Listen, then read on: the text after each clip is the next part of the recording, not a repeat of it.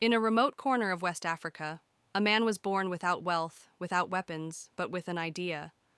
An idea so powerful it would shake the invisible empires that had ruled the continent from the shadows. This is the story of Ibrahim Troué, the man who dared to say no. Dogone, a dusty little village nestled between the hills of Bangané. There, under a blazing sky, Ibrahim was born, the son of a blacksmith and a millet seller. From an early age, he was confronted with injustice. His school had no books, his clinic had no medicine, and his parents worked day and night just to put food on the table. But Ibrahim was not like the others. At 12, he was already reading old newspapers found at the market. At 15, he began asking dangerous questions.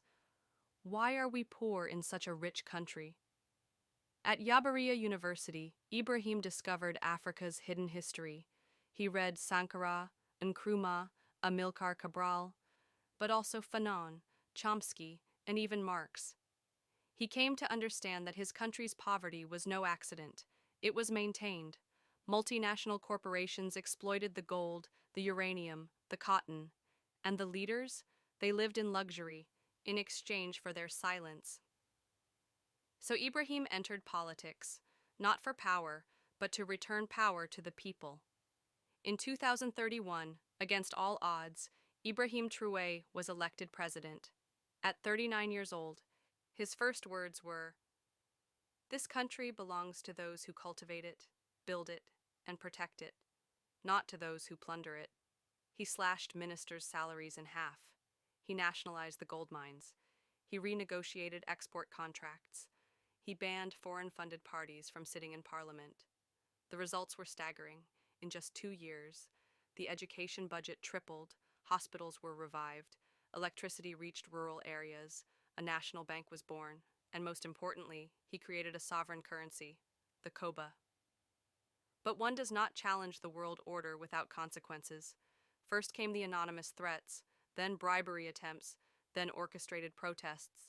Economic sanctions followed, smear campaigns, rumors of authoritarianism.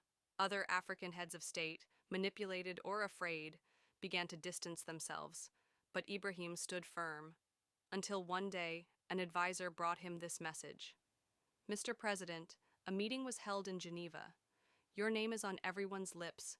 They are going to act." On February 18, 2034, as Ibrahim traveled to a rural school inaugurated in his name, a convoy exploded in front of him. 3 of his guards were killed. He was seriously injured and rushed to safety.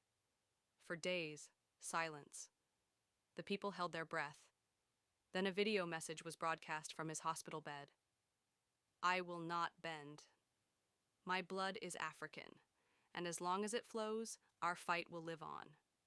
Ibrahim survived and ruled for 6 more years. At his death, millions of Africans wept. But more importantly, dozens of young leaders inspired by him rose up in other countries. His dream did not die. It spread, because Ibrahim Troué was not just a president. He was an idea. And like all powerful ideas, you can imprison a man, but you cannot imprison an idea. And you, if you had the power, would you dare to confront injustice? Share this video. Reignite the flame.